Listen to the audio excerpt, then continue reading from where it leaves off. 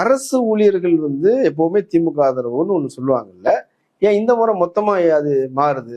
ஏன்னா நான் விசாரிச்ச வரைக்கும் ஒரு ஆசிரியர் வந்து என்ன சொல்றாங்க அப்படின்னு சொன்னா, திமுக ஆட்சி காலத்துல ஆசிரியர்களை கடுமையாக வேலை வாங்கியிருக்காங்க.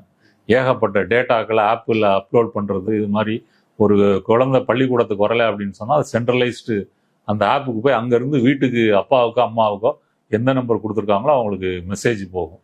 இது மாதிரி பல இது வந்து அவங்க வேலை வாங்கி. அதே போல அரசு ஊழியர்களும் நேரம் இல்லாம கடுமையா வேலை செய்யக்கூடிய ஒரு இதை இவர்கள் உருவாக்கி இருக்கிறாங்க. மருத்துவத்துறையில ரொம்ப ஓப்பனாவே சொல்றாங்க. அவர் அடிக்கடி ரவுண்ட்ஸ் வராரு, அதனால வந்து எப்பவுமே வேலை செய்துட்டு இருக்க வேண்டியது இருக்கிறாங்க. இப்ப அவங்க எல்லாம் விசிலுக்கு போட்டிருக்காங்க. என்ன, இந்த மாதிரி தாவேக ஆட்சிக்கு வந்தா நம்ம ஜாலியா இருக்கலாம். இப்ப புஷி ஆனந்த் தான் சுகாதாரத்துறை அமைச்சர்னு வச்சுக்கோங்க. ஒண்ணுமே அவருக்கு ஒண்ணு கவலையே இல்லை. அவர் பாட்டு வருவாரு போவாரு, நம்ம பாட்டு ஜாலியா இருக்கலாம். விஜய் வருவாரு.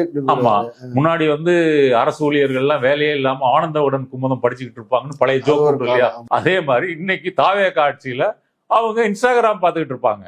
அதற்கான வாய்ப்புகளை தாவேகா வழங்கும் என்பதற்காக இப்படியே சொல்றாங்க அந்த டீச்சர். இதுக்காக மட்டும்தான் ஓவர் ஒர்க்லோடு அப்படின்றதுக்காக தான் போட்டிருக்காங்க அப்படின்னு தெளிவா சொல்றாங்க.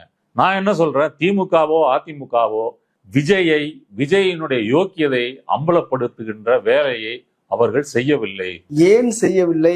அதான் திமுகவை பொறுத்தவரை தொட்டா நமக்கு எதிராக மாறிடுங்கிற பயம் தானே. ஆமா, ஆனா அந்த பயம் எங்க கொண்டு போய் விட்டுருக்கு? இன்னைக்கு விஜய் வந்து 108 சீட்டு ஜெயிக்கக்கூடிய நிலைமையில கொண்டு போய் விட்டுருக்கு. நீங்க ஜெயிச்சிருக்க வேண்டியது, முதல்வர் ஜெயிச்சிருக்க வேண்டியது அந்த நிலைமையில கொண்டு போய் விட்டுருக்கு. அதே போல அதிமுகவும் அந்த தவறை செஞ்சிருக்கு. இடையில 1-2 பண்ணாங்களே தவிர தீவிரமான அவங்க வந்து விமர்சிக்கல. இப்ப விஜய்கிட்ட விமர்சிக்கிறதுக்கு இருக்கா இல்லையா? கரூர்லயே அவரை வந்து வெட்டு 1 துண்டு 2ன்னு அவரை கேள்வி கேட்டு அவரை வந்து அம்பலப்படுத்தி இருக்கணும். அந்த வாய்ப்பை 2 கட்சிகளும் விட்டுட்டாங்க.